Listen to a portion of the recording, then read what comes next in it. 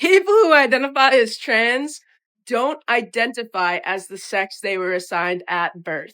Meaning... Up next, a trans influencer is out with an interesting and informative video that only made me want to die inside a little bit.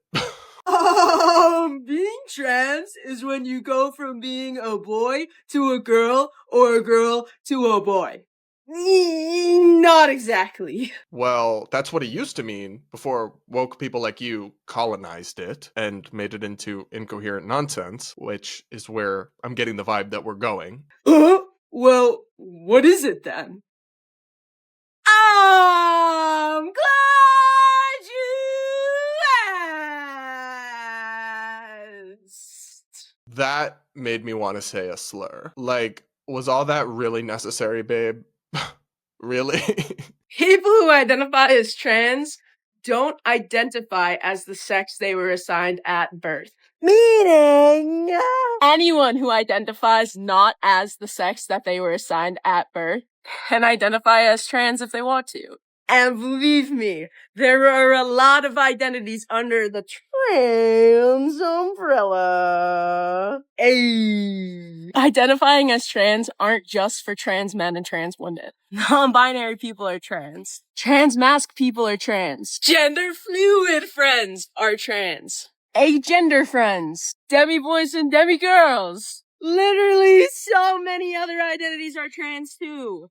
And it's actually pretty freaking cool. Just because someone might say that they're trans or that they identify as trans doesn't mean that they identify as a trans man or a trans woman. It's just an umbrella term. They could be any identity under the trans umbrella. And we shouldn't assume people's identities. But no matter how someone might identify under the trans umbrella, we love all our trans friends!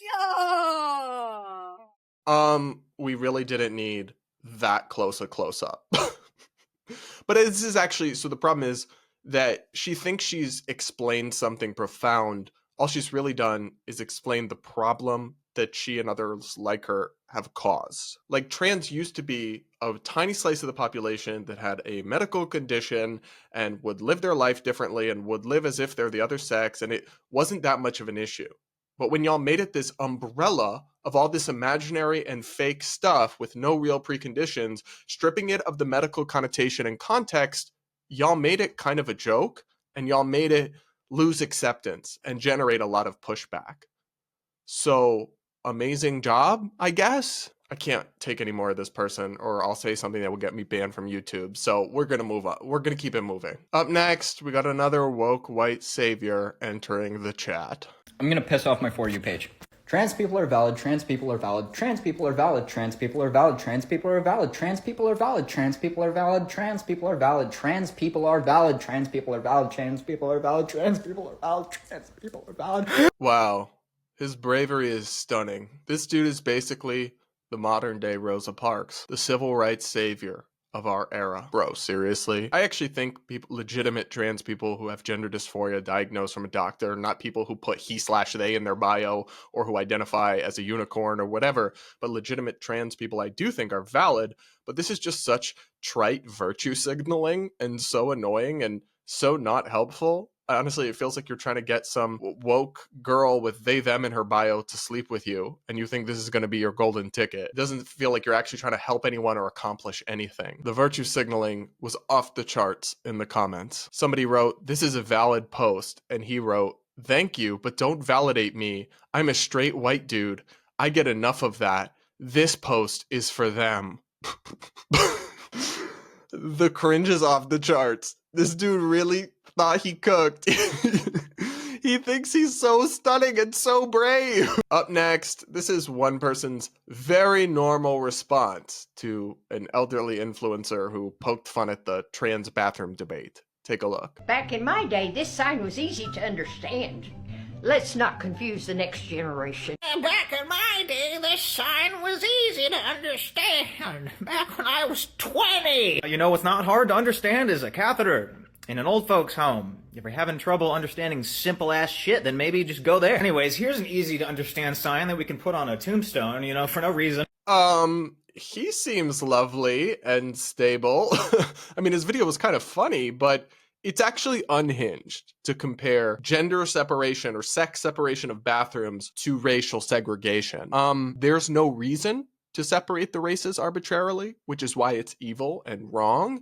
There are actually plenty of good reasons to separate men and women in a whole different host of contexts. Biology is real, society is real, and there are lots of differences between men and women that need to be taken into account, where there's no real parallel or corollary with race. Hope that helps. And dunking on this grandma for her kind of cheesy video with an extreme take like this, I mean, it got him lots of views and likes, I guess, but it comes off as unhinged. Up next, another condescending woke TikTok.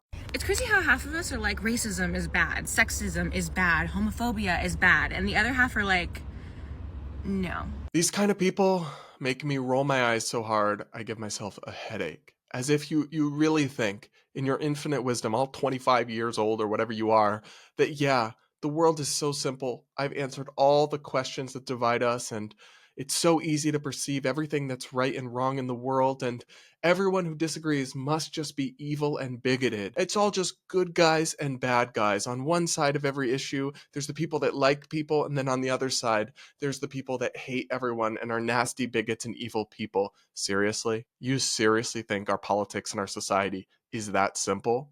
It's giving mental toddler. This kind of thing just comes off as so condescending and patronizing and grating to the other side. It furthers absolutely nothing other than maybe riling up other extreme, simple-minded people who agree with you. Great work, I guess, but just calling everyone racist, sexist, homophobic, blah, blah, blah, blah, all the time, just baselessly, is literally like why Trump is in power, which is the thing they're all so mad about. But only the toxic and broken culture that people like this, or people with this kind of perspective, created would ever have produced a Trump presidency, let alone a Trump presidency 2.0. Keep up the great work, I guess. All right, y'all, I really can't handle any more of these videos without, I think, incurring permanent brain damage. So please do hit that like button to reward my suffering. I suffer for you, for your entertainment and viewing pleasure. So the least you can do is hit that like button, and make sure subscribed if you aren't yet. And do comment with your thoughts while you're at it. I do take the time to read the comments. I always love hearing what you guys have to say. And with that, we'll talk again real soon.